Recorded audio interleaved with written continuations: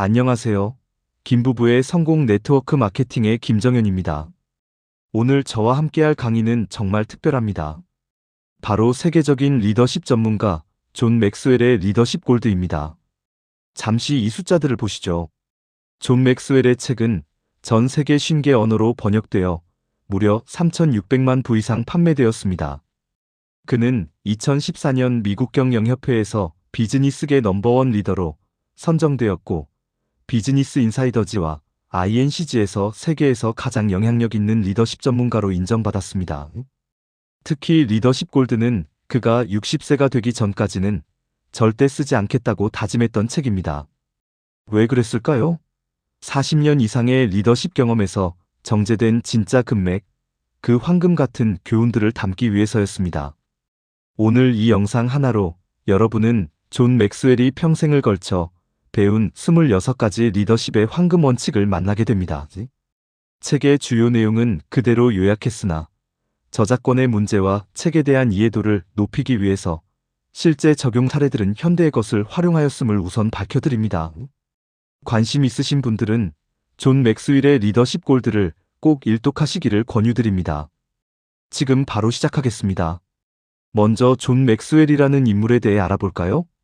그는 1947년 미국 미시간주에서 태어나 목회자로 시작했지만 지금은 전 세계 600만 명 이상의 리더를 교육한 리더십의 구루입니다. 포춘 500대 기업, 미국 육군 사관학교 웨스트포인트, UN 대사들, 그리고 각국 정부 지도자들이 그의 강연을 듣기 위해 줄을 섭니다. 그가 설립한 EQUIP와 맥스웰 리더십은 전 세계 180개국에서 리더들을 양성하고 있습니다. 리더십 골드의 핵심 메시지는 무엇일까요? 리더십은 직책이 아닙니다. 리더십은 사람들을 이끌고 영감을 주는 능력입니다. 이 책이 특별한 이유는 바로 26가지 황금 원칙을 통해 누구나 진정한 리더로 성장할 수 있는 구체적인 방법을 제시한다는 것입니다. 마치 6개월 동안 존 맥스웰이 여러분의 개인 멘토가 되어주는 것과 같습니다. 자, 그럼 이제 본격적으로 26가지 황금 덩어리를 하나씩 살펴볼까요? 여러분 화면을 보시면 26가지 원칙이 보이시죠? 각 원칙은 존 맥스웰이 40년 이상 리더로 활동하면서 직접 경험하고 검증한 실전 지혜들입니다. 하버드 비즈니스 리뷰의 연구에 따르면 성공적인 리더의 85%가 자신의 경험뿐만 아니라 다른 리더들의 실패와 성공에서 배운다고 합니다. 오늘 여러분은 존 맥스웰의 40년 경험을 단 1시간 안에 압축해서 배우게 됩니다. 얼마나 효율적입니까? 그럼 첫 번째 황금 원칙부터 시작하겠습니다. 첫 번째 원칙입니다. 정상에 있다고 외롭다면 당신이 뭔가를 잘못하고 있다는 증거이다. 많은 리더들이 이런 말을 합니다. 정상은 외로워.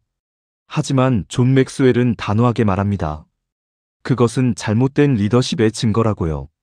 실제로 MIT의 연구에 따르면 고립된 리더의 조직은 성과가 평균 대비 40% 낮다는 결과가 나왔습니다. 왜 그럴까요? 외로움이 지속된다는 것은 3가지를 의미합니다. 첫째, 소통 부족, 팀원들과의 정기적인 대화와 피드백이 부족합니다. 둘째, 신뢰 결여, 팀 내 상호 신뢰와 존중의 기반이 약합니다. 셋째, 관계 단절, 리더와 팀원 간의 진정한 연결이 이루어지지 않았습니다. 구글의 프로젝트 아리스토텔레스를 아시나요? 180개 팀을 5년간 연구한 결과 성공적인 팀의 가장 중요한 요소가 무엇이었을까요? 바로 심리적 안정감이었습니다. 리더가 팀원들과 진정한 유대감을 형성하고 서로 신뢰하고 솔직하게 소통할 수 있는 환경을 만들 때 팀은 최고의 성과를 냅니다. 기억하세요. 진정한 리더는 혼자 정상에 서지 않습니다. 팀과 함께 정상에 오르는 것이 리더십입니다. 두 번째 원칙입니다. 올바른 길로 인도하기에 가장 힘든 사람은 언제나 리더 자신이다. 여러분, 리더는 다른 사람들을 이끌죠. 하지만 정작 자기 자신을 이끄는 것이 가장 어렵습니다. 피터 드러커는 이렇게 말했습니다. 타인을 관리하기 전에 먼저 자신을 관리하라. 통계를 보시죠. 전미 CEO 협회 연구에 따르면 CEO들이 겪는 가장 큰 어려움 1위가 무엇일까요? 자기관리입니다. 53%의 CEO가 이를 꼽았습니다. 리더가 직면하는 세 가지 자기 인도의 도전이 있습니다. 1. 자아 성찰의 필요성. 자신이 정확히 무엇을 원하는지, 어떤 방향으로 가고 있는지, 자신의 부족함과 실수를 인식하고 인정하기. 2. 고립감의 극복.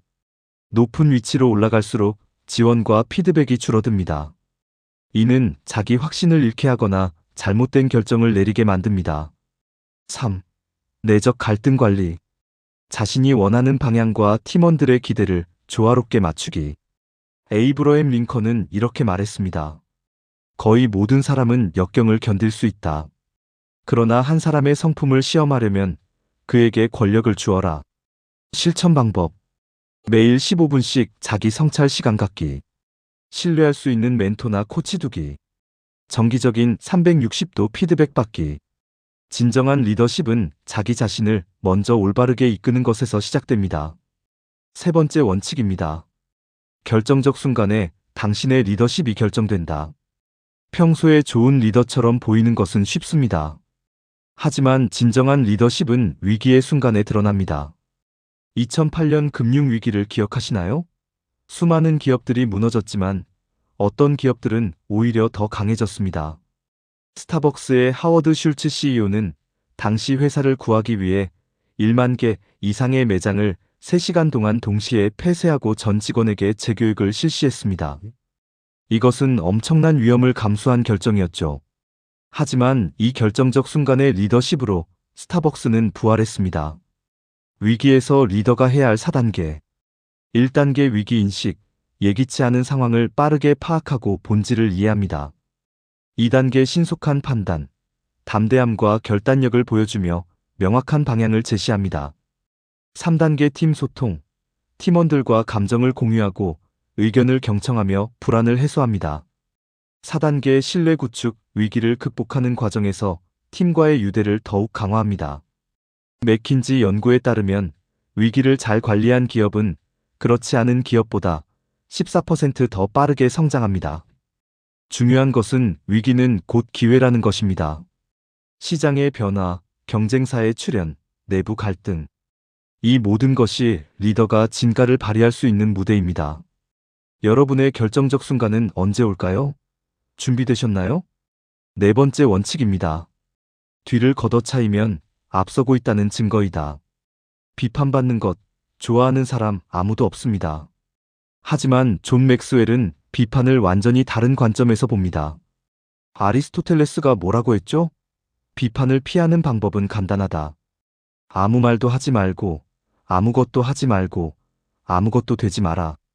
혁신적인 리더들은 항상 비판을 받아왔습니다. 스티브 잡스는 독재자라는 비판을 받았습니다. 일론 머스크는 무모하다는 평가를 받습니다. 제프 베조스는 직원들에게 너무 엄격하다는 비판을 받았습니다. 그런데 이들의 공통점이 뭘까요? 세상을 바꿨다는 것입니다. 비판을 대하는 리더의 세 가지 자세입니다. 1. 변화의 신호로 인식. 뒤에서 걷어차임은 당신이 변화를 이끌고 있다는 증거입니다. 새로운 길을 만드는 것은 파격적이고 도전적인 일입니다. 2. 이의 부족의 표현. 처음에는 반발이 있을 수 있지만 이는 목표에 대한 이해가 부족하기 때문. 시간이 지나면서 목표가 명확해질수록 반대는 줄어듭니다. 3. 성장의 기회. 비판과 반발을 통해 자신의 소신을 더욱 확고히 합니다. 불확실한 길을 걷는 동안 많은 교훈을 얻고 개인적 성장을 이룹니다. 하버드 비즈니스 리뷰에 따르면 건설적인 비판을 잘 활용하는 리더의 팀은 혁신성이 30% 더 높다고 합니다. 기억하세요. 비판은 당신이 움직이고 있다는 증거입니다. 만약 아무도 당신을 비판하지 않는다면 그건 당신이 아무것도 하지 않고 있다는 뜻일 수 있습니다. 다섯 번째 원칙입니다. 평생 단 하루도 일하지 말고 일을 즐겨라. 공자가 2500년 전에 뭐라고 했을까요?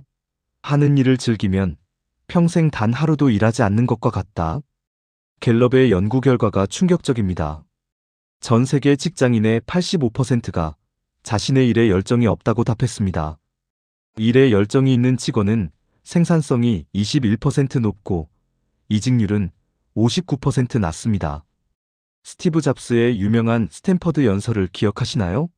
여러분의 일은 여러분 삶의 큰 부분을 차지할 것입니다. 진정으로 만족하는 유일한 방법은 위대한 일이라고 믿는 것을 하는 것입니다. 일을 즐기는 3가지 방법이 있습니다. 1. 열정 발견. 자신의 진정한 열정을 발견하는 것이 첫걸음. 나에게 맞는 일을 찾는 과정은 쉽지 않지만 가능할 때 매일의 업무를 놀이처럼 느낄 수 있습니다. 2. 자발적 투입. 일을 즐기는 사람들은 자발적으로 더 많은 시간과 노력을 투자. 이는 자연스럽게 성과로 이어집니다. 3. 긍정적 피드백. 자신이 사랑하는 일을 하면서 얻는 성취감. 이는 다른 어떤 것과도 비교할 수 없는 큰 행복을 가져다 줍니다. 실천 팁. 자신의 강점과 열정이 무엇인지 목록을 만들어 보세요. 현재 업무 중 가장 즐거운 부분을 더 확대할 방법을 찾으세요. 매일 아침 오늘 무엇이 기대되는가? 를 자문해 보세요. 리더가 일을 즐기면 팀 전체가 긍정적 에너지로 충만해집니다. 일을 하는 방식, 즉 마음가짐 자체가 생산성과 행복을 좌우하는 중요한 요소입니다. 6번째 원칙입니다. 최고의 리더는 잘 듣는 사람이다. 많은 사람들이 착각합니다. 리더십은 잘 말하는 것이라고요. 하지만 진실은 정반대입니다. 리더십은 잘 듣는 것입니다. 스티븐 코비는 이렇게 말했습니다. 대부분의 사람들은 이해하려고 듣지 않는다. 대답하려고 듣는다. 이것은 엄청난 차이입니다. IBM의 연구에 따르면 CEO들은 업무 시간의 80%를 소통에 사용합니다. 그중 45%가 경청에 할애됩니다. 하지만 대부분의 리더가 체계적인 경청 훈련을 받지 못했습니다. 효과적인 경청에는 4가지 요소가 있습니다. 1. 능동적 청취. 상대방이 말하는 것을 귀 기울여 듣는 것. 눈을 맞추고 고개를 끄덕이며 적절한 반응을 보입니다. 2. 비언어 이해. 말로 표현되지 않는 감정과 의도를 파악. 표정, 몸짓, 목소리 톤에 주의를 기울입니다. 3. 감정적 공감. 상대방의 감정에 공감하고 이해합니다. 당신의 말을 듣고 있습니다가 아니라 당신의 마음을 이해합니다.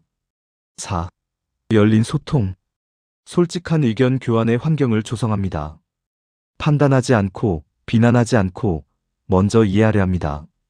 구글의 연구 프로젝트에서 최고의 매니저들의 1위 특성이 무엇이었을까요?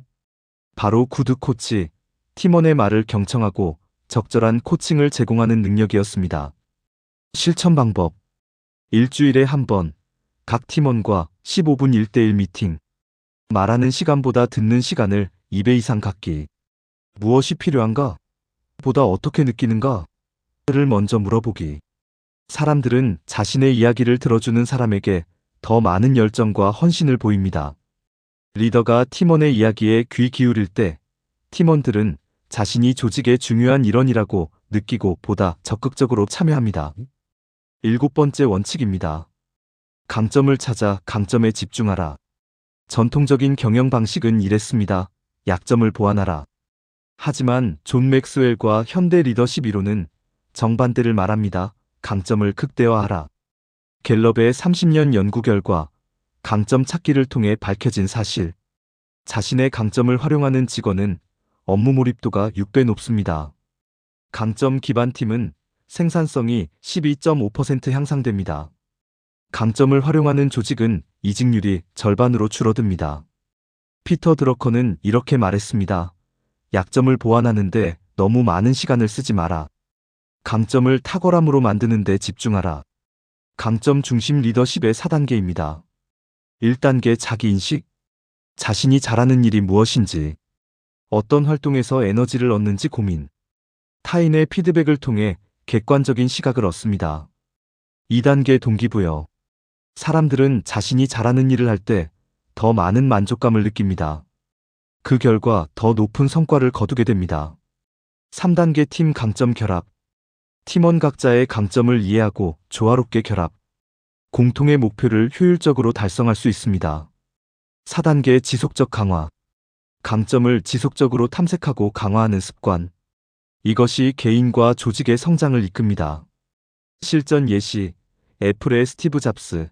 기술 천재는 아니었지만 디자인 감각과 비전이 강점. 워렌 버핏. 다양한 산업을 모르지만 투자 분석에 집중. 마이클 조던조차도 야구에서는 실패했습니다. 왜? 강점이 아니었으니까요. 여러분의 강점은 무엇인가요? 그것을 찾고 키우고 활용하세요. 그것이 진정한 성공의 지름길입니다. 8번째 원칙입니다. 리더의 첫 책임은 현실을 직시하는 데 있다. 짐 콜린스의 명저 좋은 기업을 넘어 위대한 기업으로를 기억하시나요? 그는 위대한 기업들의 공통점을 발견했습니다. 바로 스톡데일의 역설입니다. 궁극적으로 성공할 것이라는 확고한 믿음을 잃지 말되 동시에 현재의 가혹한 현실을 직시하라. 코닥을 아시나요? 필름 시장을 지배하던 거대 기업이었습니다. 하지만 디지털 카메라 시대를 현실로 받아들이지 못했고 결국 2012년 파산했습니다. 반대로 넷플릭스는 어땠을까요? 처음에는 DVD 대여 회사였습니다. 하지만 스트리밍이 미래라는 현실을 빠르게 직시했습니다. 지금은 2,500억 달러 가치의 글로벌 리더입니다. 현실 직시의 3단계 실천 방법입니다. 1단계 데이터 수집과 분석. 추세, 성과 지표, 시장의 변화를 면밀히 살펴봅니다. 편견이나 선입견의 영향을 받지 않고 객관적인 시각을 유지합니다. 2단계 팀원 의견 경청. 현장에는 다양한 경험과 배경을 가진 팀원들이 있습니다. 그들의 의견을 수렴하는 것이 전체 상황을 이해하는 데 도움이 됩니다. 3단계 적절한 대응. 현실을 기반으로 미래를 예측합니다. 필요한 대응을 사전에 계획합니다. 상황에 따라 계획을 수정하거나 새로운 전략을 도입합니다. 레이 달리오는 이렇게 말했습니다. 진실, 정확히 말하면 현실에 대한 정확한 이해는 좋은 결과를 얻기 위한 필수 기반이다. 경고 현실을 직시하지 못하면 비현실적인 기대에 빠집니다. 잘못된 판단을 내립니다. 결국 조직은 위험에 처합니다. 진정한 리더는 희망과 현실 둘 다를 동시에 볼 수 있는 사람입니다. 9번째 원칙입니다. 조직원을 보면 리더의 됨됨이가 보인다. 이것은 리더십의 가장 무서운 진실 중 하나입니다. 여러분의 팀을 보세요. 그들의 모습이 바로 여러분의 리더십을 반영합니다. 존 맥스웰은 이렇게 말합니다. 리더는 팀원들이 자신에게 말하는 것보다 더 많은 것을 알 수 있다. 팀원들의 행동을 보라. 그것이 당신의 리더십을 보여준다. MIT의 조직 문화 연구에서 밝혀진 사실. 리더의 행동은 팀 문화의 75%를 결정합니다. 리더가 정직하면 팀도 정직도가 80% 향상됩니다. 리더가 혁신적이면 팀의 창의성이 3배 증가합니다. 리더가 조직에 미치는 3가지 영향입니다. 1. 조직 문화 형성. 리더가 정직하고 투명하게 소통하면 조직원들도 솔직하게 소통합니다. 리더의 행동이 조직 분위기와 신뢰의 정도를 직간접적으로 형성합니다. 2. 성과 창출. 리더가 목표를 명확히 하고 지지와 격려를 아끼지 않으면 조직원들은 자신감을 갖고 일할 수 있습니다. 실수에 대해 관대한 태도는 도전을 지속하게 합니다. 3. 비전 공유. 리더가 조직의 비전을 명확하게 세우고 공유할 때 조직원들은 자신의 역할과 책임을 더 잘 이해하게 됩니다.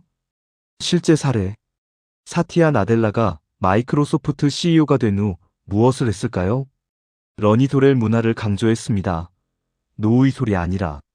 그 결과 회사 전체가 학습 조직으로 변화했고 시가총액이 5배 증가했습니다. 자가 진단. 여러분의 팀은 어떤 모습인가요? 그들이 열정적인가요? 여러분은 열정을 보여주고 있나요? 그들이 책임감이 있나요?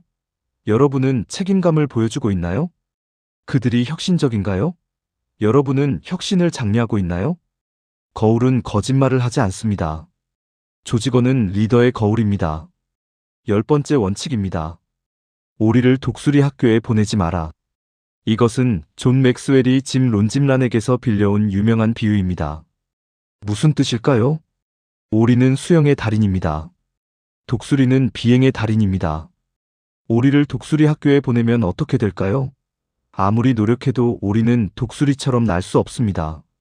그리고 더 슬픈 것은 오리는 자신이 실패자라고 느끼게 됩니다.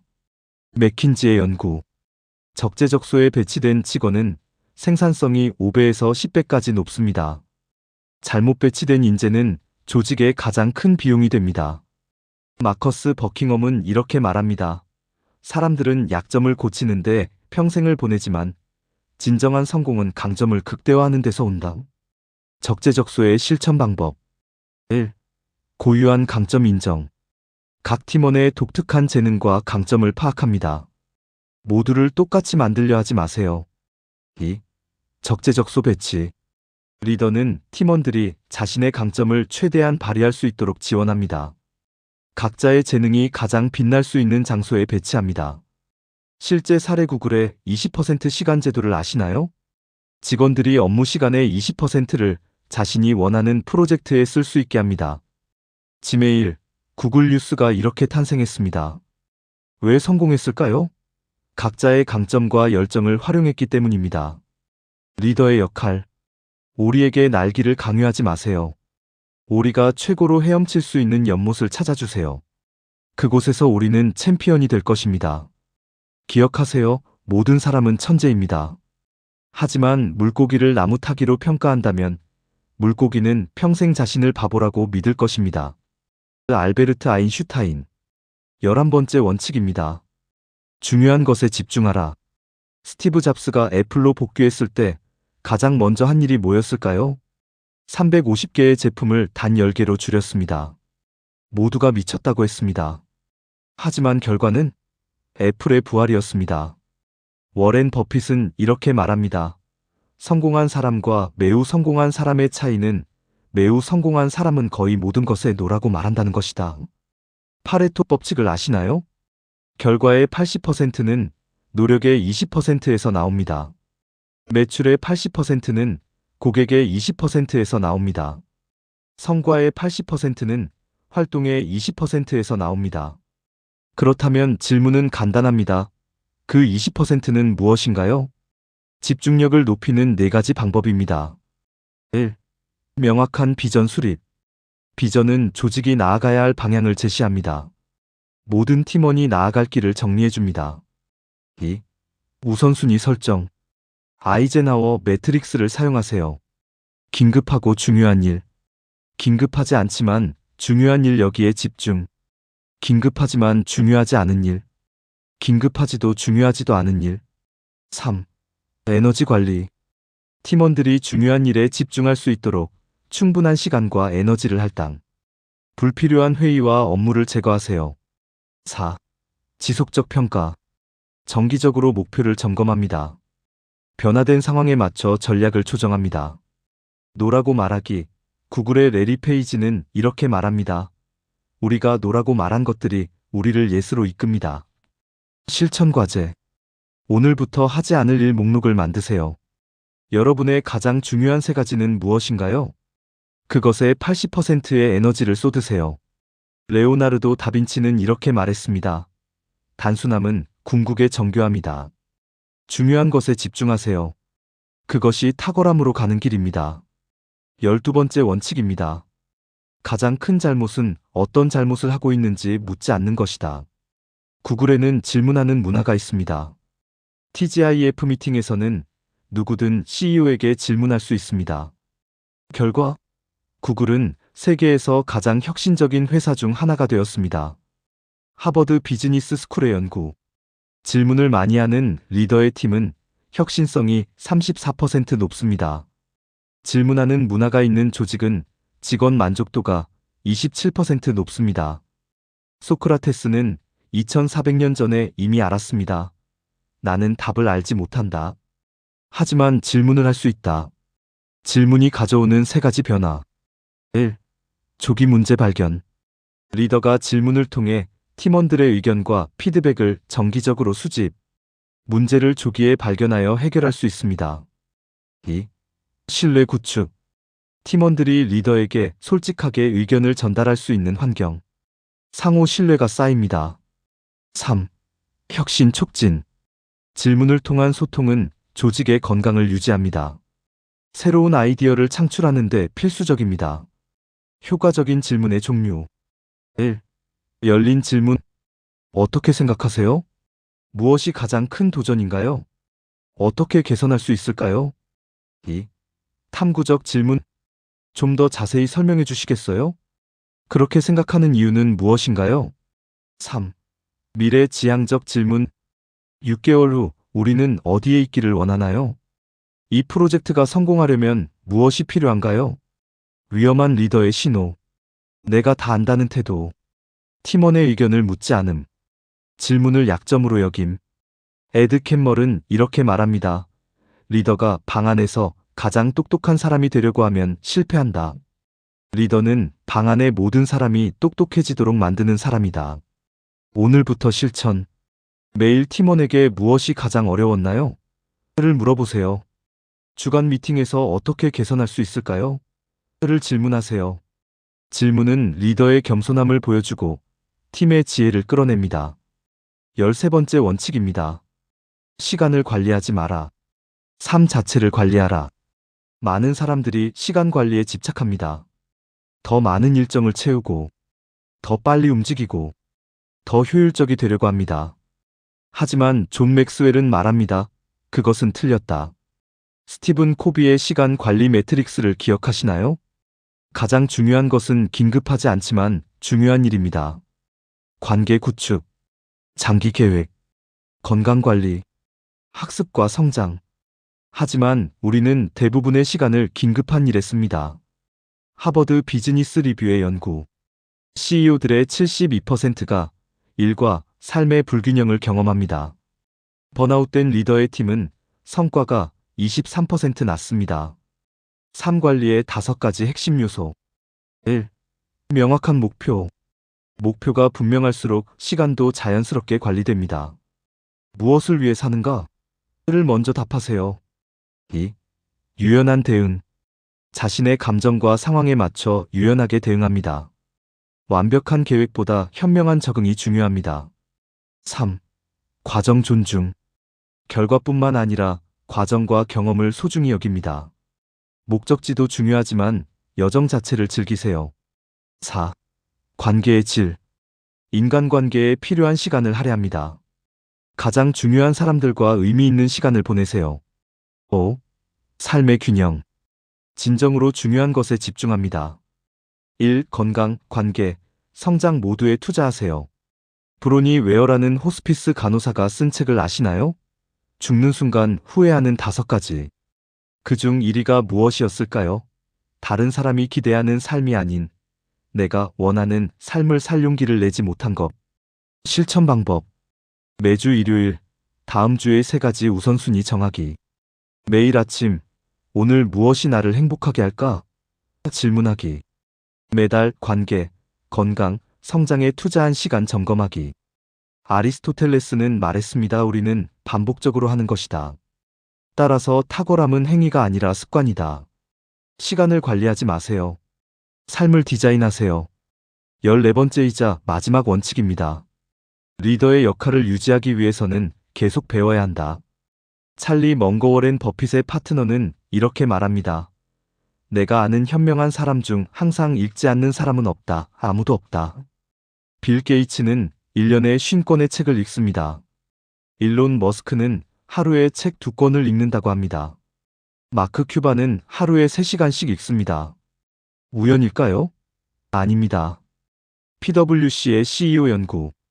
성공적인 CEO의 91%가 지속적 학습을 최우선 과제로 꼽습니다. 학습하는 리더의 조직은 시장 변화 대응 속도가 5배 빠릅니다. 지속적 학습의 3가지 이유.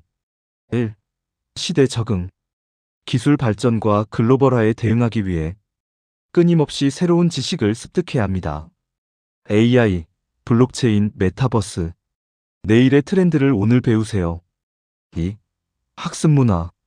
리더가 자기 발전을 위해 노력하면 팀원들도 자연스럽게 동기부여를 받습니다. 학습하는 조직이 혁신하는 조직입니다. 3. 문제 해결. 새로운 지식은 다양한 접근 방식을 이해하고 활용하는 데 도움을 줍니다. 새로운 관점은 새로운 해결책, 효과적인 학습 방법. 1. 독서. 매일 30분씩 독서 시간을 확보하세요. 다양한 분야의 책을 읽으세요. 리더십, 심리학, 역사, 과학. 2. 멘토와 코치. 나보다 앞서간 사람에게 배우세요. 정기적인 멘토링 세션을 가지세요. 3. 실험과 실패. 새로운 것을 시도하세요. 실패는 가장 강력한 선생님입니다. 4. 네트워킹. 다른 업계, 다른 배경의 사람들과 교류하세요. 다양성이 창의성을 낳습니다. 피터 드러커의 유명한 말, 당신이 측정할 수 없다면 개선할 수 없다. 그렇다면 당신이 배울 수 없다면 리드할 수 없다. 리더가 배움을 멈추는 순간 리더십도 멈춥니다. 알빈 토플러는 이렇게 경고했습니다. 21세기의 문맹자는 읽고 쓰지 못하는 사람이 아니라 배우고 버리고 다시 배울 줄 모르는 사람이다. 오늘부터 실천. 이번 달에 읽을 책 한 권 선택하기. 매주 새로운 것 하나 배우기. 분기마다 자신의 성장을 점검하기. 계속 배우세요. 평생 학습이 평생 리더십을 만듭니다. 케네디 대통령을 기억하시나요? 1962년 쿠바 미사일 위기, 세계가 핵전쟁 직전까지 갔던 그 순간. 케네디는 13일간의 긴박한 상황에서 냉철한 판단력과 소통 능력으로 위기를 해결했습니다. 반대로 같은 위기에서 소련의 흐루시초프는 실패하여 결국 권좌에서 물러났죠. 이 두 리더의 차이는 무엇이었을까요? 바로 위기 상황에서의 리더십입니다. 제트블루 항공사의 CEO 데이비드 닐먼의 사례를 보겠습니다. 2007년 겨울, 심한 폭설로 수많은 항공편이 결항되었습니다. 승객들은 짐을 잃어버리고 길게 줄을 서야 했죠. 그런데 닐먼 CEO는 어떻게 했을까요? 그는 즉시 자신의 블로그와 유튜브에 사과 동영상을 올렸습니다. 변명하지 않고 회사의 책임을 인정하고 제트블루 고객 권리 장전이라는 구체적인 개선 방안을 발표했죠. 그 결과 위기는 오히려 고객 충성도를 높이는 기회가 되었습니다. 핵심 메시지. 와튼스쿨 경영학 교수 에리카 제임스는 이렇게 말합니다. 준비된 리더는 해결책을 도출하는데 도움이 되는 모든 의견에 직급과 상관없이 열린 마음을 가져야 한다. 맞습니다. 위기 관리의 핵심은 경청입니다. 문제를 해결할 수 있는 아이디어는 조직 내 누구에게서나 나올 수 있기 때문입니다. 위기 속 리더의 4가지 역할. 첫째, 두려움 극복. 불안과 두려움을 극복하고 팀을 하나로 묶어야 합니다. 2001년 9.11 테러 당시 세계무역센터에 본사가 있던 모건 스탠리는 3,500명의 직원이 있었습니다. 그런데 놀랍게도 단 13명만 사망했습니다. 왜일까요? 그들은 1993년 폭탄 테러 이후 매년 대피 훈련을 실시했고 위기관리 매뉴얼을 준비했기 때문입니다. 준비된 리더십이 3,487명의 생명을 구한 것입니다. 둘째, 감정 존중과 소통. 도미노 피자의 위기관리 실패 사례를 기억하시나요? 2009년 직원들이 피자에 역겨운 장난을 치는 영상이 유튜브에 올라갔고 사흘 만에 100만 명이 시청했습니다. CEO 패트릭 도일은 즉시 사과 동영상을 올리고 해당 직원들을 해고했습니다. 정면 돌파를 선택한 것이죠. 숨기거나 변명하지 않고 솔직하게 인정하고 개선 방안을 제시하는 것이 핵심입니다. 셋째, 신속한 판단. GS 칼텍스의 2008년 고객정보 유출 사건을 보겠습니다. 9월 5일 오전 10시 경찰 수사 시작. 오전 11시 정보 유출 여부 확인 중 발표.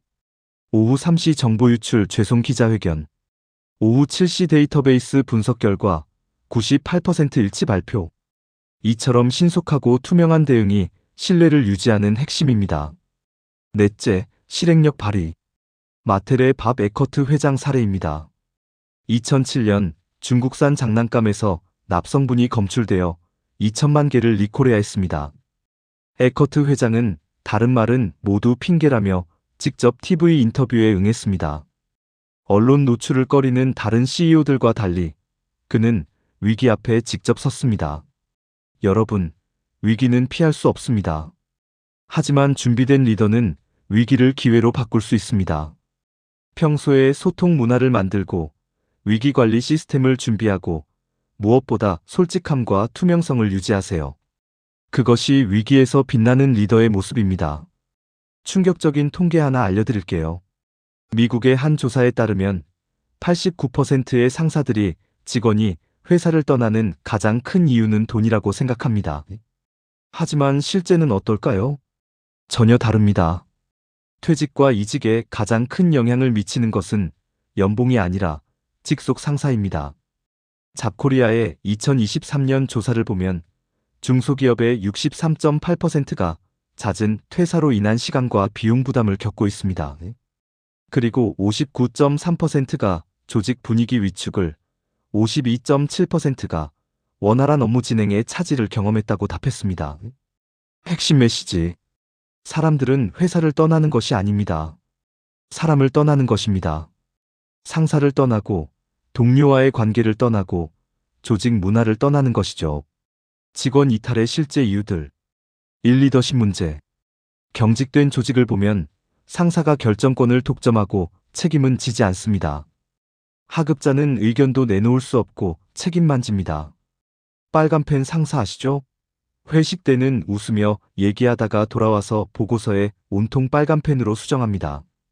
MZ세대는 왜 하는지 배경을 이해하고 싶어 합니다. 그냥 좀 해. 는 더 이상 통하지 않습니다. 이 복지보다 중요한 것. 잡코리아 조사에서 인사 담당자들은 금전적 보상을 1순위로 꼽았습니다. 하지만 2위는 뭘까요? 복지 강화 57.0%. 그리고 3위는 소속감 부여 및 기업 문화 형성 45.8%입니다. 돈만으로는 사람을 붙잡을 수 없다는 뜻입니다. 3. 워크라이프 밸런스. 과도한 업무, 지속적인 스트레스는 이직의 주요 원인입니다. 유연근무제와 재택근무가 단순한 복지가 아닌 인재 유지 전략이 된 이유입니다. 인재 유지의 4가지 핵심. 신뢰관계, 상사와의 관계, 동료들과의 유대가 직업적 만족을 결정합니다. 맥킨지 조사에 따르면 조직 변화 실패의 39%가 구성원의 저항, 33%가 경영진의 무관심 때문입니다. 합치면 72%가 관계의 문제입니다. 리더의 지원, 인정받고 지지받는 환경에서 직원들은 조직에 남고 싶어 합니다. LG전자의 사례를 보겠습니다. 세탁기 안전사고 발생 시 제품 전량 리콜과 함께 블로그와 트위터로 안전 캠페인을 벌였습니다.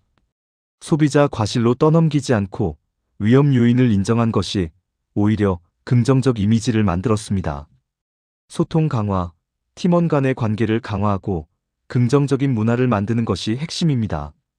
조직 문화가 수직적이면 상급자는 하급자의 의견을 경청하지 않습니다. 하지만 수평적 문화에서는 모두가 경청합니다. 지속 가능성, 건강한 관계와 소통이 조직의 성패를 가릅니다. 칼러스 컴퍼니의 연구에 따르면 포용적이지 못한 조직 문화는 직원들이 소속감을 느끼지 못하게 만듭니다. 실천 방법. 1. 매주 1대1 미팅 시간을 갖고 직원의 고민을 들어주세요. 2. 정기적인 익명 피드백 시스템을 만드세요. 3. 교육 프로그램과 명확한 커리어 패스를 제시하세요. 4. 성과보다 과정과 노력을 인정해주세요. 5. 실수를 용인하는 문화를 만드세요. 기억하세요. 사람들은 회사를 떠나지 않습니다. 상사를 떠나고 문화를 떠나는 것입니다. 여러분이 만드는 관계와 문화가 곧 조직의 미래입니다. 20년 경력이라는 말, 정말 의미가 있을까요? 어떤 사람은 1년의 경험을 20번 반복한 것일 수도 있습니다. 코닥과 노키아를 기억하시나요? 두 회사 모두 업계 최고의 경험과 노하우를 가진 기업이었습니다. 하지만 세상의 변화를 읽지 못했고 결국 망했습니다. 경험이 중요하지 않다는 게 아닙니다. 경험만으로는 충분하지 않다는 것입니다. 경험의 4가지 한계. 1. 경험의 한계.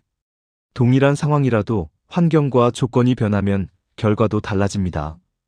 과거의 성공 방식이 현재에도 통할 거라는 보장은 없습니다. 블랙베리는 물리 키보드에 대한 자신들의 경험을 믿었지만 터치스크린의 시대가 왔을 때 적응하지 못했습니다. 2. 반성의 필요성. 피터 드러커는 말합니다. 경험을 분석하고 반성하는 능력이 뒤따르지 않으면 의미가 퇴색된다.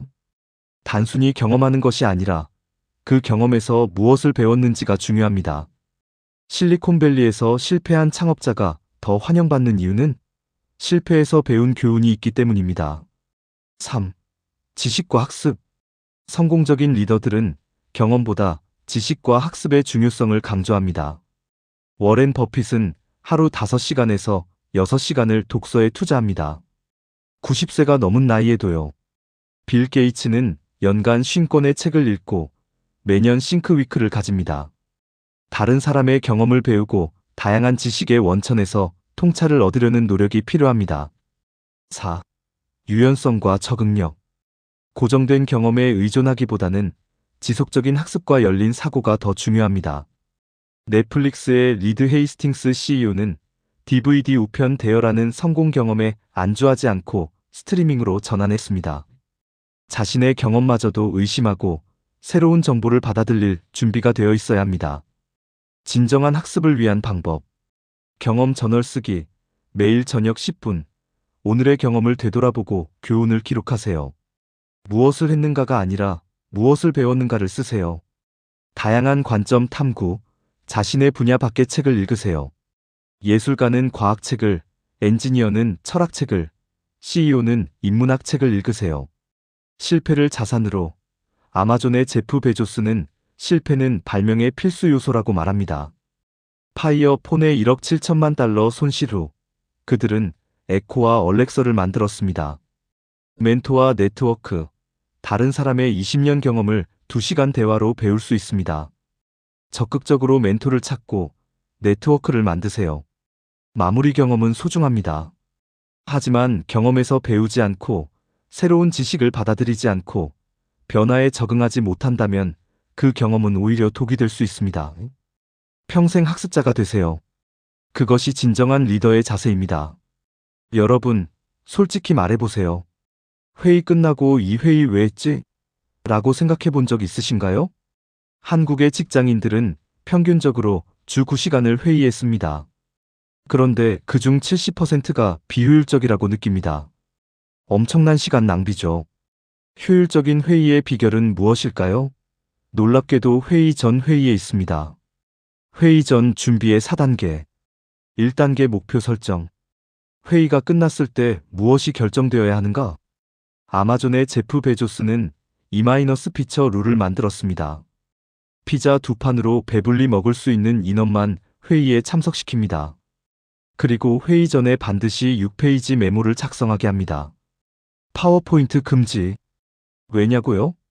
6페이지 메모를 쓰려면 생각을 정리해야 하고 목표가 명확해지기 때문입니다. 2단계 자료 준비. 필요한 모든 자료를 정리하고 참가자들에게 사전 배포합니다. 최소 회의 24시간 전에는 자료를 공유하세요. 구글의 미팅 베스트 프랙터서즈를 보면 사전 자료 검토 시간을 갖는 팀이 30% 더 빠른 결정을 내립니다. 3단계 참가자 선정. 적합한 인원만 선택하여 참석시킵니다.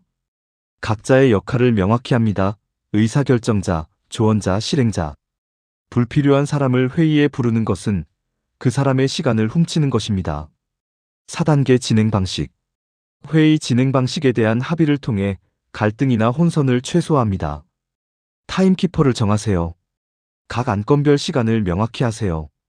회의록 작성자를 지정하고 결정사항과 액션 아이템을 즉시 문서화하세요. 효율적인 회의 운영 팁. 스탠드업 미팅 애자일 방법론에서 나온 개념입니다. 15분간 서서 하는 회의. 앉으면 길어지거든요. 각자 3가지만 공유합니다. 어제 무엇을 했는가? 오늘 무엇을 할 것인가? 어떤 장애물이 있는가? 의사결정 매트릭스 활용. 아이젠하워 매트릭스. 중요도와 긴급도로 구분. 실행, 책임, 자문, 정보 공유. 회의 후 팔로우업. 회의 종료 후 30분 이내에 회의록 공유. 액션 아이템의 담당자와 마감일 명시.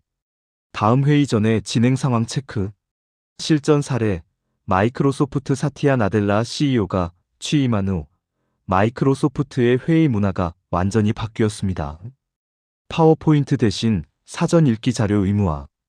회의 첫 10분은 침묵, 자료를 읽는 시간. 회의 시간을 30분으로 제한. 결과, 의사결정 속도 40% 향상. 여러분, 다음 회의를 준비하실 때 이렇게 자문해 보세요. 이 회의의 구체적인 목표는 무엇인가? 누가 반드시 참석해야 하는가? 어떤 자료가 필요한가? 어떻게 결정을 내릴 것인가? 이 네 가지 질문에 명확히 답할 수 없다면 그 회의는 이메일로 대체할 수 있습니다. 회의를 줄이는 것도 리더의 중요한 역할입니다. 삼성전자, 현대자동차, SK그룹. 한국의 대기업들이 최근 몇 년간 가장 많이 바꾼 것이 무엇일까요? 바로 호칭 문화입니다. 님 호칭, 영어 이름 사용 등. 왜일까요? 수평적 관계의 중요성을 깨달았기 때문입니다. 수직 vs 수평 두 가지 관계의 특징. 수직적 관계의 특징. 명확한 역할 구분. 책임 소재의 명확성. 효율적인 지휘 체계. 빠른 의사결정. 한국전쟁 당시 메가더의 인천 상륙작전을 생각해 보세요. 위기 상황에서 명확한 지휘 체계는 필수적입니다. 수평적 관계의 특징. 상호 협력과 소통. 신뢰 기반의 관계. 창의적 아이디어 창출.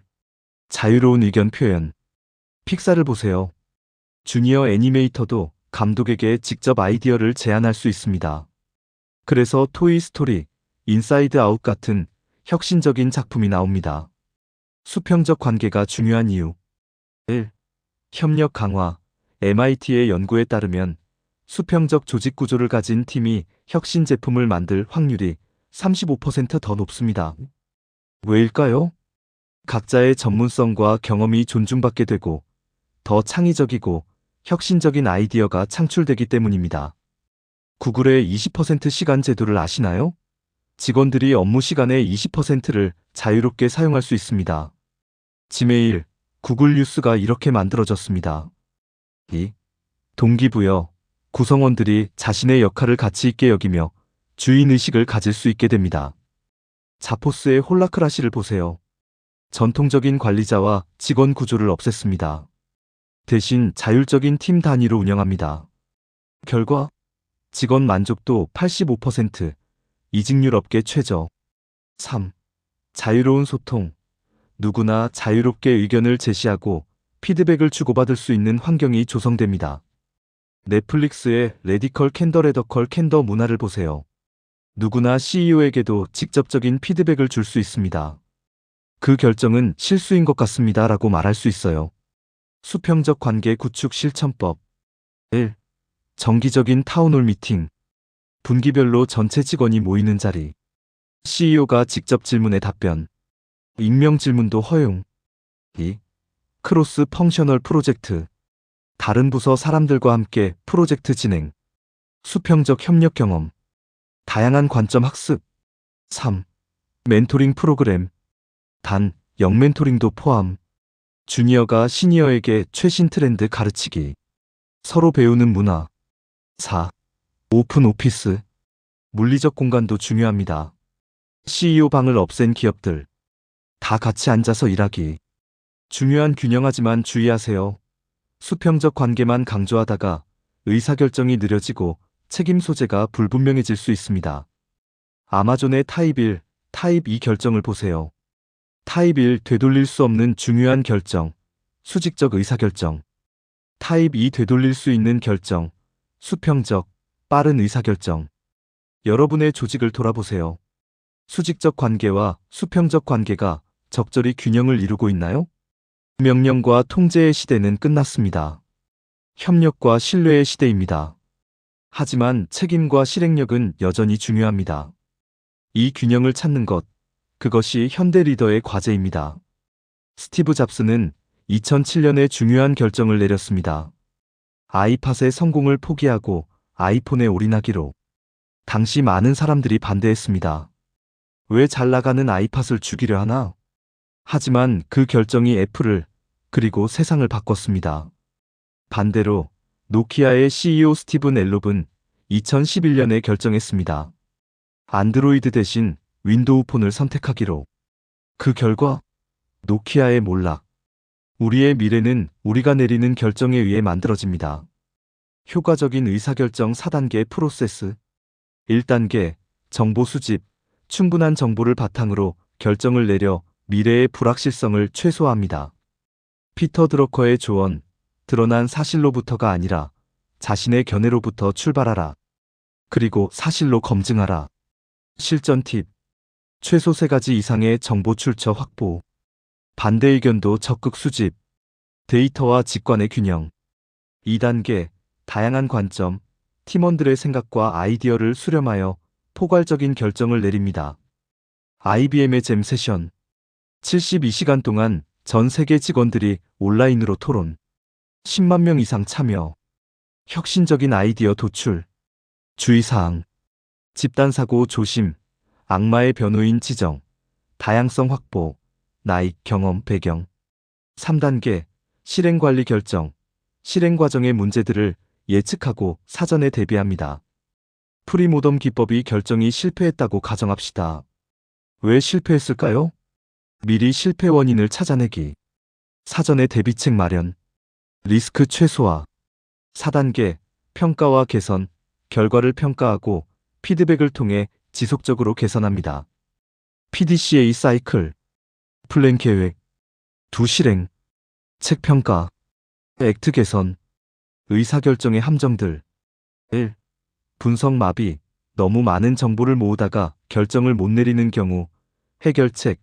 80% 정보에서 결정하기. 제프 베조스는 70% 정보면 충분하다고 말합니다. 2. 확증 편향. 자신의 생각을 지지하는 정보만 찾는 경우. 해결책. 반대 의견을 적극적으로 찾기. 3. 매몰 비용 오류.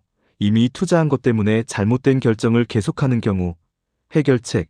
지금 새로 시작한다면 이 선택을 할 것인가? 질문하기. 4.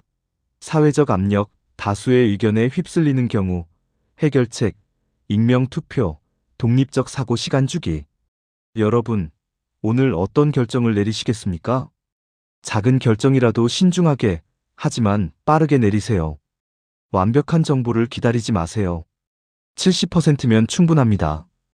그리고 무엇보다 중요한 것, 결정 후에는 전력을 다해 실행하세요. 실행 없는 결정은 그저 좋은 의도일 뿐입니다. 리더십 교육의 21번째 핵심 법칙입니다. 영향력은 빌리는 것이지 거저받는 것이 아니다. 많은 사람들이 리더가 되면 자동으로 영향력이 생긴다고 착각합니다. 직함이 바뀌면, 명함에 팀장 부장 이사라는 타이틀이 찍히면 사람들이 자연스럽게 따를 거라고 생각하죠. 하지만 현실은 그렇지 않습니다. 영향력은 직함에서 오지 않습니다.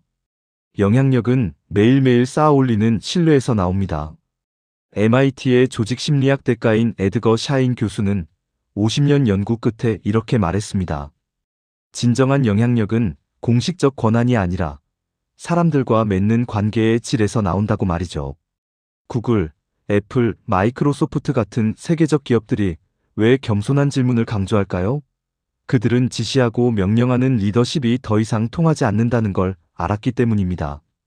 불확실성의 시대, 복잡한 문제를 해결하려면 구성원들의 지혜를 빌려야 합니다. 그리고 그들의 지혜를 빌리려면 먼저 신뢰를 쌓아야 하죠. 여러분이 리더로서 진정한 영향력을 발휘하고 싶다면 이 진실을 기억하세요. 영향력은 하루아침에 주어지는 선물이 아닙니다. 매일 노력하고 관계를 쌓고 신뢰를 형성해야만 얻을 수 있는 것입니다. 그렇다면 어떻게 영향력을 쌓을 수 있을까요? 슬라이드를 보시면 4가지 핵심 요소가 있습니다. 첫째, 신뢰 형성입니다. 프랑스와 레이븐이라는 학자들은 리더의 권력을 5가지로 분류했는데요. 그중 가장 강력한 것이 전문적 권력과 준거적 권력이라고 했습니다. 전문적 권력은 당신의 역량에서 나오는 신뢰고, 준거적 권력은 당신의 인격에서 나오는 신뢰죠. 중요한 문제를 해결하고 훌륭한 의사결정을 하고 믿을 만한 조언을 제공할 때 사람들은 당신을 신뢰합니다. 워렌 버핏의 조종사였던 플린트가 버핏에게 물었습니다. 어떻게 목표를 관리하고 성취할 수 있습니까? 버핏은 이렇게 답했죠. 가장 중요한 5개에 집중하고 나머지는 과감히 포기하라. 이것이 바로 신뢰받는 리더의 모습입니다. 명확하고 단순한 원칙으로 일관되게 행동하는 것이죠. 둘째, 긍정적 태도입니다. 변혁적 리더십 연구에서는 이를 영감을 주는 동기부여라고 부릅니다. 삼성전자 뉴스룸의 전문가 칼럼에 이런 말이 있습니다. 리더의 언행은 늘 모두의 주목을 받는다. 구성원들은 리더를 역할 모델로 삼아 리더의 말과 행동을 학습한다. 여러분의 태도가 곧 팀의 문화가 됩니다. 여러분이 긍정적이면 팀도 긍정적이 되고, 여러분이 부정적이면 팀도 부정적이 됩니다. 스티브 잡스가 애플을 회생시킬 때 그는 싱크 디퍼런트라는 긍정적 메시지로 직원들에게 영감을 불어넣었습니다. 셋째, 영향력 나눔입니다. 진정한 영향력은 나눌 때 더 커집니다. 다른 사람을 돕고 격려하고 성장시킬 때 당신의 영향력은 배가 됩니다. 한 금융기업의 설문조사에서 직원들이 가장 듣고 싶은 말 1위가 무엇이었을까요? 수고했어요, 잘했어요, 같은 인정의 말이었습니다. 넷째, 지속적 성장입니다. 영향력 있는 리더는 배움을 멈추지 않습니다. 책을 읽고 세미나에 참석하고 새로운 도전을 추구합니다. 자기 개발은 선택이 아니라 리더의 의무입니다. 스퍼트 칼럼의 한글귀가 생각납니다. 영향력은 신뢰를 받고 있다는 또 하나의 표현이다. 즐거운 일터의 구성원들이라면 리더에 대한 신뢰의 기반이 있을 때, 나아가 조직이 추구하는 미션, 비전, 가치가 관심으로 다가올 수 있다. 여러분, 영향력은 공짜가 아닙니다. 하지만 투자할 가치가 있습니다. 왜냐하면 진정한 영향력이야말로 리더의 가장 큰 자산이니까요. 리더십 법칙 22번, 모두를 가질 수 없다. 포기할 줄 알아야 한다. 우리는 욕심쟁이입니다. 모든 것을 다 하고 싶어 하죠. 모든 프로젝트를 성공시키고, 모든 사람을 만족시키고, 모든 목표를 달성하고 싶어 합니다. 하지만 현실은 잔인합니다. 시간은 24시간밖에 없고, 에너지는 한정되어 있고, 자원은 제한적입니다. 워렌 버핏의 이야기를 다시 해볼까요? 그의 전용기 조종사 플린트에게 버핏은 이렇게 말했습니다. 25개의 목표를 적어봐. 그중 가장 중요한 5개의 동그라미를 쳐. 그리고 나머지 20개는 절대 하지 마. 그것들은 당신의 적이야. 충격적이지 않나요? 나머지 20개도 좋은 목표들인데 적이라니요. 하지만 버핏은 정확히 알고 있었습니다. 좋은 것들이 최고의 것을 방해한다는 사실을 말이죠. 한 브런치 작가는 이렇게 썼습니다. 400억 원의 빚을 진 한 사업가가 16개의 매장 중 15개를 포기하고 단 한 곳에만 집중했을 때 기적이 일어났다. 선택과 집중의 힘입니다. 포기는 실패가 아닙니다. 포기는 전략입니다. 스티브 잡스가 애플로 돌아왔을 때 가장 먼저 한 일이 뭐였을까요? 수많은 제품 라인을 없애고 단 4개의 제품군으로 단순화한 것이었습니다. 나는 우리가 하지 않은 일들에 대해 우리가 한 일들만큼이나 자랑스럽다고 그는 말했죠. 프리랜서 강사의 고백이 인상적입니다. 처음에는 모든 강의를 다 했어요. CS, 퍼스널 컬러, 스피치, 창업교육. 닥치는 대로 했죠. 그런데 성장이 없었어요. 200만 원을 들여 배운 퍼스널 컬러도 과감히 포기했어요. 그리고 제 전문 분야에만 집중했더니 비로소 전문가로 인정받기 시작했습니다. 여러분, 지금 이 순간 여러분의 명함 뒷면에 몇 개의 타이틀이 적혀 있나요? 여러분의 할 일 목록에는 몇 개의 항목이 있나요? 혹시 그 많은 것들 때문에 정작 가장 중요한 것을 놓치고 있진 않나요? 포기가 가져오는 4가지 가치를 살펴봅시다. 첫째, 집중력 향상입니다. 경제학에서는 이를 기회비용이라고 부릅니다. 어를 선택하면 B를 포기해야 하죠. 하지만 여러 개를 동시에 하려고 하면 모든 것이 기회비용이 되어버립니다. 아무것도 제대로 못하는 거죠. 한 미디엄 작가는 이렇게 말합니다. A에 집중해야겠어 보다는 B를 포기해야겠어가 더 명확하게 다가온다. 인간은 보통 부자기보다 자기를 더 명확하게 인식하기 때문이다. 맞습니다. 이걸 해야지보다 저걸 안 해야지가 훨씬 강력한 결심입니다. 여러분, 오늘 당장 무엇을 포기하시겠습니까? 둘째, 명확한 방향입니다. 나무위키의 선택과 집중 항목에는 이런 말이 있습니다. 모든 전장에서 이길 수는 없다면 패배할 전장은 과감하게 포기하고 이길 수 있는 전장에만 병력을 집중하는 것이다. 전쟁의 원칙이 비즈니스의 원칙이고 리더십의 원칙입니다. 우선순위가 분명해지면 의사결정이 쉬워집니다. 이걸 해야 할까? 질문에 당신의 5가지 핵심 목표와 관련이 없다면 답은 명확합니다. NO. 셋째, 새로운 기회입니다. 역설적으로 들리지만 포기할 때 새로운 문이 열립니다. 함브런치 작가는 이렇게 썼습니다. 더 높은 곳을 향해 가거나 더 멀리 가기 위해서 잠시 동안 일시적인 욕구를 중지시키는 것입니다. 좋은 몸매를 위해 먹는 즐거움을 포기하면 건강이라는 새로운 가치를 얻습니다. 평일 저녁을 포기하면 더 큰 성공이라는 미래의 보상을 얻습니다. 넷째, 개인 성장입니다. 포기를 통해 우리는 성장합니다. 매몰 비용의 오류에서 벗어나는 법을 배웁니다. 이미 여기까지 왔는데? 라는 말은 과거에 대한 집착입니다. 현명한 리더는 과거가 아니라 미래를 봅니다. 김은미 CEO는 이렇게 말했습니다. 차가 진흙탕으로 향하는 게 보이는데 돌진하는 건 무모한 거죠. 치킨 게임의 진정한 승자는 핸들을 틀어 치킨이 되는 쪽입니다. 여러분, 용기를 내세요. 포기는 패배가 아닙니다. 포기는 더 나은 미래를 위한 전략적 선택입니다. 워렌 버핏의 명언으로 마무리하겠습니다. 성공한 사람과 크게 성공한 사람의 차이는 뭘까? 크게 성공한 사람은 거의 모든 일에 안 된다고 말한다. 리더십 법칙 23번. 함께 시작, 다른 끝. 이 슬라이드를 보면서 마음이 좀 무거워질 수도 있습니다. 왜냐하면 이것은 우리 모두가 경험한 현실이니까요. 함께 시작했던 동료가 어느새 다른 길을 가고, 같은 꿈을 꾸던 팀원이 조직을 떠나고, 같은 목표를 향해 달리던 파트너가 다른 방향을 선택합니다. 이게 정상입니다. 이게 인생입니다. 그리고 이게 리더가 받아들여야 할 현실입니다. 문제는 이걸 받아들이지 못하는 리더들이 많다는 겁니다.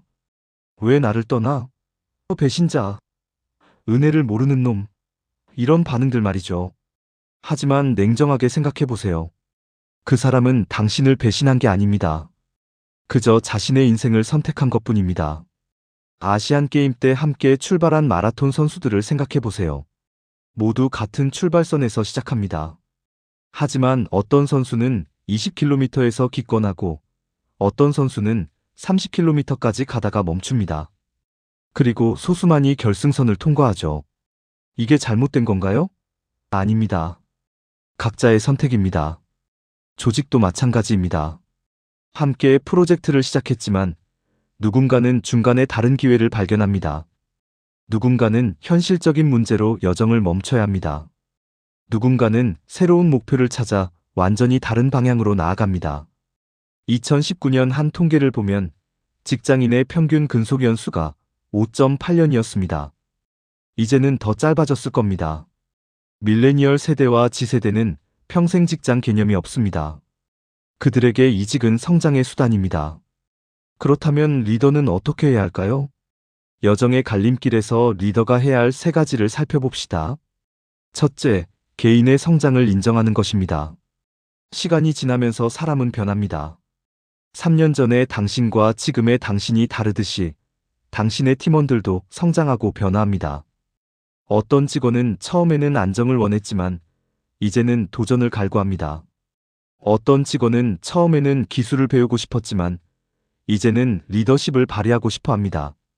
이런 변화를 막을 수 있나요? 없습니다. 그리고 막아서도 안 됩니다. 훌륭한 리더는 이렇게 말합니다. 네가 성장했구나. 축하해. 이제 네가 원하는 걸 찾아가 봐. 둘째, 다른 속도를 존중하는 것입니다. 모든 사람이 같은 속도로 달릴 수는 없습니다. 어떤 사람은 빠르게 성장하고 어떤 사람은 천천히 성장합니다. 어떤 사람은 지금 전력 질주할 때고 어떤 사람은 지금 쉬어야 할 때입니다. 함브런치 작가는 이렇게 고백했습니다. 둘째가 태어난 지금은 사업을 위해 평일 저녁 가족과의 시간을 포기했습니다. 장기적으로 더 많은 시간을 가족들과 함께 하기 위해서죠.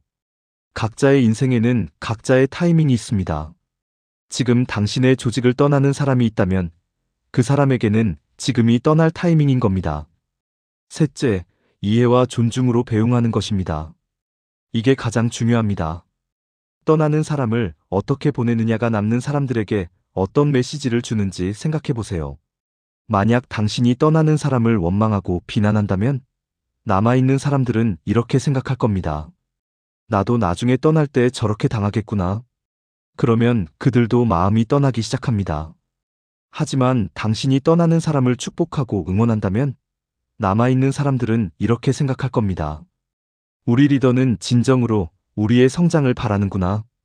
그러면 그들은 더 충성스럽게 됩니다. 제프 베조스는 이렇게 말했습니다. 직원들이 떠날 때 최고의 추천서를 써주세요. 그들은 당신의 가장 좋은 홍보대사가 될 겁니다. 여러분, 함께 시작했지만 다른 끝을 맞이하는 것, 이건 슬픈 일이 아닙니다. 이건 자연스러운 일입니다. 그리고 어쩌면 이건 아름다운 일일 수도 있습니다. 왜냐하면 각자가 자신의 최선의 길을 찾아간다는 뜻이니까요. 리더십 법칙 24번. 이건 단순하지만 강력한 진리입니다. 많은 사람이 성공을 바라지 않는데 성공한 리더는 없다. 피라미드를 보세요. 맨 위에 명확한 비전, 그 아래 팀의 성장, 그 아래 조직의 발전, 그리고 기초에 성공에 대한 강한 의지가 있습니다. 이건 마치 집을 짓는 것과 같습니다. 혼자서는 절대 집을 지을 수 없습니다. 설계사, 건축가, 목수, 전기기사, 배관공. 수많은 사람들의 협력이 필요하죠. 리더십도 마찬가지입니다. 스티브 잡스의 성공 뒤에는 스티브 워즈니악이 있었습니다. 빌 게이츠의 성공 뒤에는 폴 앨런이 있었습니다. 마크 저커버그의 성공 뒤에는 초기 팀원들이 있었습니다. 혼자서는 아무것도 할 수 없습니다. 리더의 역할은 무엇인가요? 사람들이 성공을 갈망하게 만드는 것입니다. 당신의 비전에 동참하고 싶게 만드는 것입니다. 함께 성공하고 싶게 만드는 것입니다. 한 직장인 설문조사에서 당신이 가장 일하고 싶은 리더는? 일하는 질문의 1위가 무엇이었을까요? 함께 성공하는 기쁨을 나눌 수 있는 리더였습니다. 돈도 아니고 권력도 아니고 명예도 아니었습니다. 함께하는 성공이었습니다. 조직 심리학자들은 이렇게 말합니다. 사람들은 조직을 떠나는 게 아니라 상사를 떠난다. 왜죠? 그 상사가 자기의 성공에 관심이 없기 때문입니다. 그 상사가 자기만의 성공에만 관심이 있기 때문입니다. 여러분, 솔직하게 자문해 보세요. 당신의 팀원들은 당신과 함께 성공하고 싶어 하나요? 당신의 팀원들은 당신의 비전에 공감하나요? 당신의 팀원들은 당신이 성공했을 때 진심으로 기뻐하나요? 만약 이 질문들에 대한 답이 아니오라면 당신은 혼자입니다. 그리고 혼자서는 진정한 성공을 이룰 수 없습니다. 리더십 법칙 25번. 묻지 않은 질문에는 누구도 답해주지 않는다. 이 법칙은 너무나 당연한 것 같지만 실제로는 가장 많이 간과되는 법칙입니다. 생각해 보세요. 여러분의 팀 회의에서 여러분은 얼마나 자주 질문하나요? 아니면 대부분의 시간을 지시하고 설명하고 명령하는 데 쓰나요? MIT의 에드거 샤인 교수가 50년 연구 끝에 발견한 것이 바로 겸손한 질문의 힘입니다. 구글, 애플, 시티은행 같은 세계적 기업들이 그에게서 배운 것도 바로 이것입니다. 지시하지 말고 질문하라. 왜 질문이 중요할까요? 세 가지 이유가 있습니다. 첫째, 소통의 시작이기 때문입니다. 명령은 일방통행입니다. 이렇게 해. 끝. 소통이 없습니다. 하지만 질문은 쌍방통행입니다. 어떻게 생각해? 그러면 대화가 시작됩니다. 한 금융기업의 설문조사에서 가장 듣고 싶은 말 중 하나가 당신 생각은 어때요? 였습니다. 사람들은 지시받기를 원하지 않습니다. 참여하기를 원합니다. 둘째, 새로운 통찰을 얻기 때문입니다. 여러분이 모든 답을 알고 있나요? 아닙니다. 아무리 경험 많은 리더라도 모든 답을 알 수는 없습니다. 특히 빠르게 변하는 세상에서는 더욱 그렇습니다. 하지만 질문을 하면 어떻게 될까요? 팀원들의 지혜를 얻을 수 있습니다. 현장의 목소리를 들을 수 있습니다. 그들이 보는 것을 볼 수 있습니다. 인류 리더와 이류 리더의 차이가 뭔지 아세요? 이류 리더는 구성원의 힘을 사용하지만 인류 리더는 구성원의 지혜를 사용합니다. 지혜를 얻는 방법은 질문입니다. 셋째, 신뢰를 구축하기 때문입니다. 질문은 존중의 표현입니다. 나는 당신의 의견이 중요하다고 생각해요라는 메시지를 전달합니다. 삼국지의 유비를 생각해 보세요. 왜 많은 인재들이 유비를 따랐을까요? 유비는 가장 강한 군사력도 가장 넓은 영토도 없었습니다. 하지만 그는 끝까지 사람들의 말을 들어주었습니다. 그게 바로 유비의 리더십이었습니다. 그렇다면 어떻게 질문해야 할까요? 에드거 샤이는 겸손한 질문을 강조합니다. 이건 질문하는 사람이 겸손한 성격을 가져야 한다는 게 아닙니다. 지금 여기에서의 겸손, 즉 나는 모든 답을 알지 못한다는 태도를 가지는 것입니다. 구체적인 질문이 예를 들어볼까요? 이 문제에 대해 어떻게 생각하세요? 더 좋은 방법이 있을까요? 당신이라면 어떻게 하시겠어요? 우리가 놓치고 있는 건 뭘까요? 이걸 실행하는데 어떤 어려움이 있을까요? 이런 질문들은 팀원들을 의사결정 과정에 참여시킵니다. 그들을 문제 해결의 파트너로 만듭니다. 여러분, 오늘부터 실천해보세요. 지시하기 전에 먼저 물어보세요. 답을 말하기 전에 먼저 질문하세요. 그러면 놀라운 일이 일어날 겁니다. 당신이 몰랐던 답들이 당신 앞에 펼쳐질 테니까요. 리더십 법칙 26번. 이제 가장 본질적인 질문으로 들어갑니다. 결국 당신의 삶은 한 문장으로 정리된다. 이 슬라이드를 보면서 마음이 무거워지는 분들도 계실 겁니다.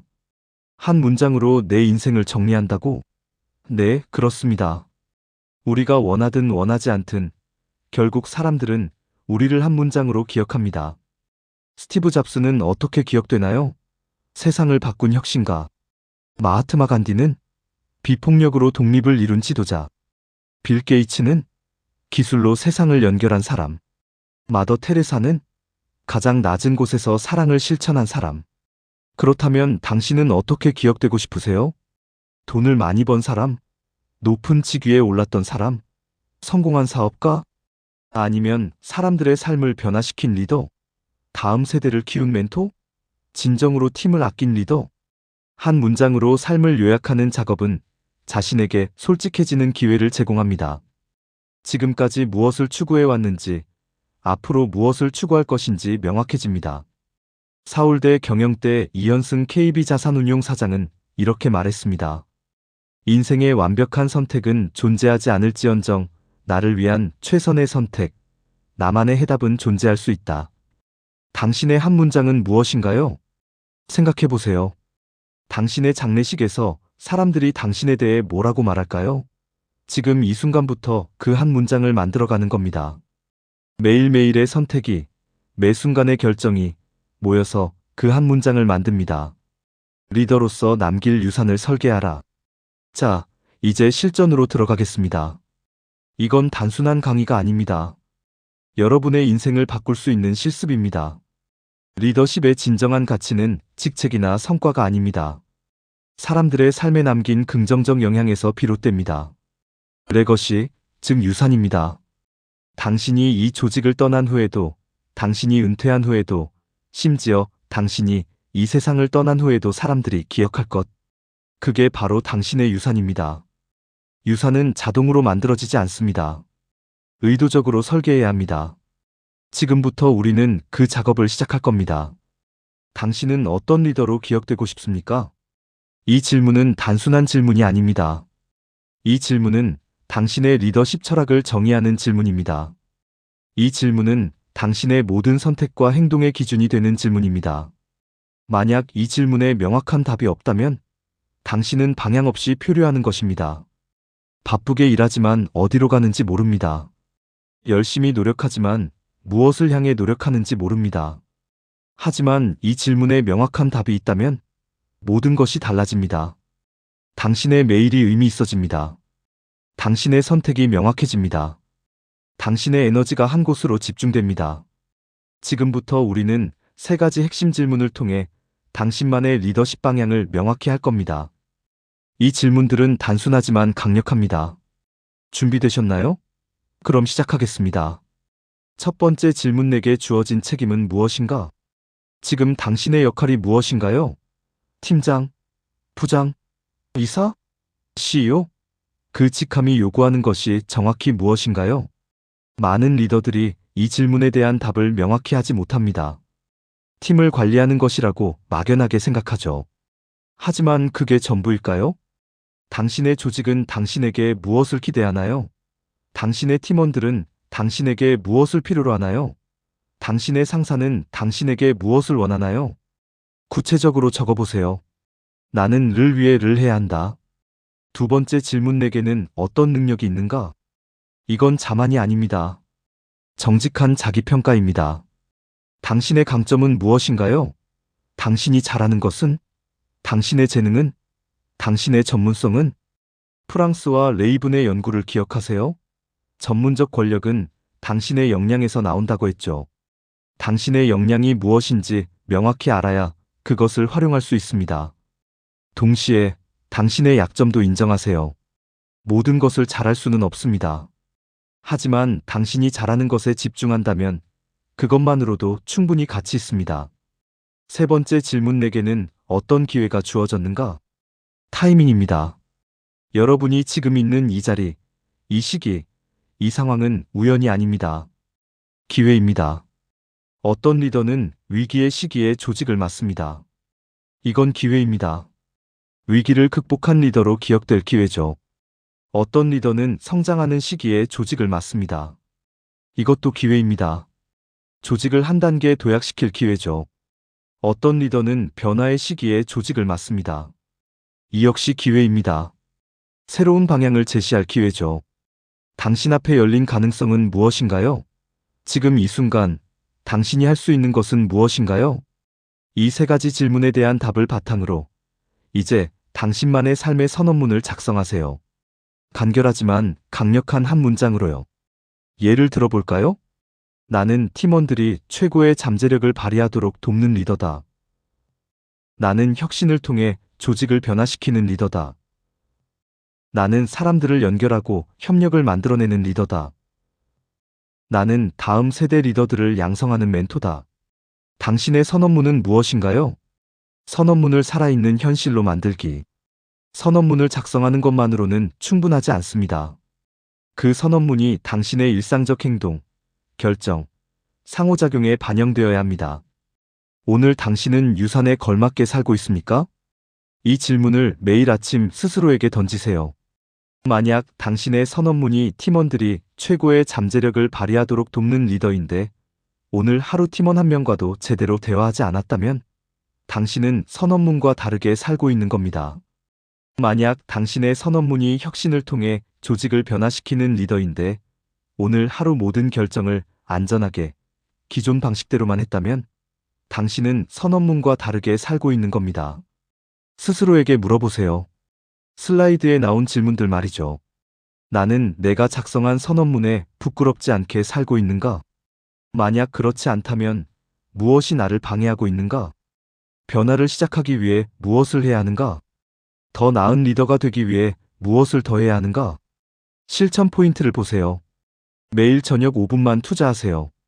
오늘 당신의 선택과 행동이 당신의 선언문과 일치했는지 점검하세요. 일기를 쓰듯이 간단히 기록하세요. 오늘 나는 선언문에 맞게 살았는가? Yes or No. 구체적으로 어떤 행동이 선언문과 일치했는가? 어떤 행동이 선언문과 맞지 않았는가? 내일은 무엇을 다르게 해야 하는가? 이렇게 매일 5분씩 투자하면 1년 후 당신은 완전히 다른 리더가 되어 있을 겁니다. 크든 작든 변화가 필요하다면 오늘부터 시작하세요. 내일을 기다리지 마세요. 언젠가는 영원히 오지 않습니다. 오직 오늘만이 있을 뿐입니다. 이제 가장 중요한 유산에 대해 이야기하겠습니다. 진정한 리더의 유산은 무엇일까요? 당신이 만든 제품?